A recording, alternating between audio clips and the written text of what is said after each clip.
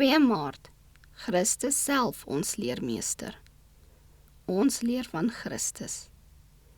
Neem my juk op julle en leer van my, want ek is sagmoedig en nederig van hart, en julle sal rus vind vir julle siele. Matteus 11 vers 29. Alleenlik met behulp van die goddelike leermeester kan ons die waarhede van Gods woord verstaan.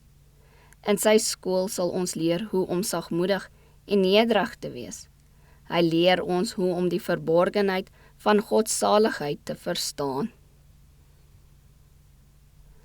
Laat diegene wat die verhewenste soort opvoeding verlang, leer dat God naby almal is wat hom met die hele hart soek.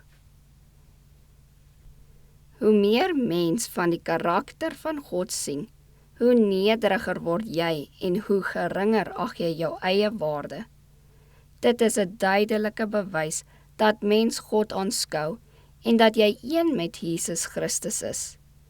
Tensy ons sagmoedig en nederig is, kan ons nie met reg beweer dat ons die minste begrip van die karakter van God het nie. Mense kan dink hulle is baie bekwaam. Hulle skitterende talente, groot geleerdheid, welsprekendheid, arbeidsaamheid en ywer kan oë verblind. Die verbeelding aangryp en by diegene bewondering afdwing wat nie onder die oppervlakte kan sien nie. Maar in sy nederigheid en beskeidenheid met hierdie ander gawes saamgaan, sal selfverheerliking en selfverheffing opval. Tensy elke talent aan die Here toegewy word, tensy diegene aan wie die Here gawes toevertrou het, daardie genade soek wat alleen in staat is om hulle vermoëns voor God aanneemlik te maak, word hulle deur die Here as onverdienstelike diensknegte beskou.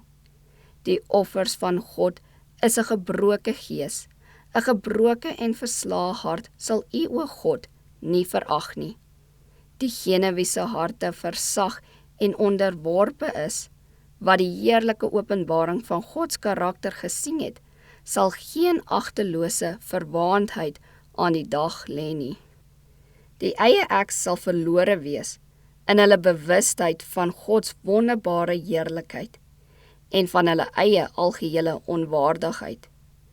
Almal wat waarde heg aan 'n gelukkige en heilige wandel met God, sal alles in hulle vermoë doen om net 'n blik op sy heerlikheid te werp. Op elke plek en onder alle omstandighede sal hulle tot God bid dat hulle tog toegelaat mag word om hom te sien. Hulle sal daardie sagmoedige en verslae gesindheid koester wat sidder by die aanhoor van die woord van God.